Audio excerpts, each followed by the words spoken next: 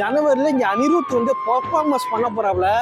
City walk ரொம்ப வருஷமா city walk போகணும் வந்தேன். ஆனா இப்பதான் வந்தோம். அதோட இப்பதான் வர சான்ஸ் கிடைச்சிச்சு.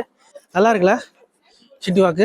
எதுக்காக மெயின்டைன் பண்ணா யூரோப் கண்ட்ரி இருக்காங்களே, ஸோ அவங்களாம் அதிகமா இருக்கிறனால ஸோ அவங்களுக்குன்னு ஒரு சிட்டி வாக் ரெடி பண்ணிருக்காங்க. ஸோ நடுப்புற கிறிஸ்மஸ் வா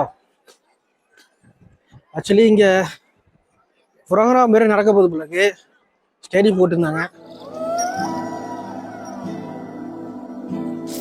வாவ் எவ்வளோ பெரிய ஓட்டம் இருக்கு பாரு வானத்துல. எந்த வண்டி ஓட்டலாமே. குழந்தைக்கு ஓட்டுறது கிறிஸ்மஸ்க்காக ரெடி பண்ணி வச்சிருக்காரு. கிறிஸ்மஸ் மரங்கள் இது. ஸோ இந்த பக்கமும் நாலா பக்கமும் வழி இருக்குடா. இந்த பக்கம் ஒரு வழி, இந்த பக்கம் ஒரு வழி.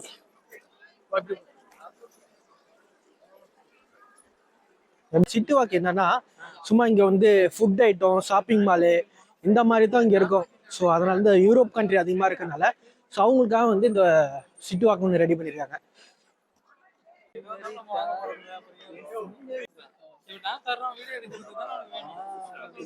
அசார் மீண்டும் போய் ஆடுறா, காசு போடுறான்.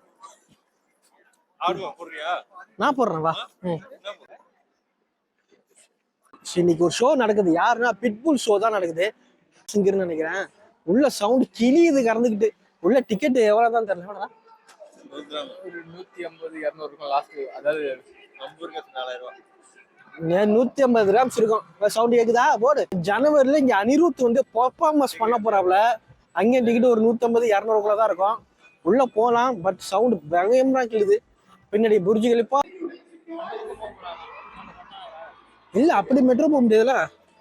ஐயோ டூப்பா போட்டு பிளாக் அண்ட் ஒயிட்ல போட்டு எல்லாம் கோட் ஷூட் போட்டு வந்துட்டு இருக்காங்க. நல்லா ஃபேமஸான ஒரு சிங்கர் போல இருக்கு. இதே கிட்ட எல்லாம் மொட்டை போட்டுட்டு தாடிக்கெல்லாம் வச்சுக்கிட்டு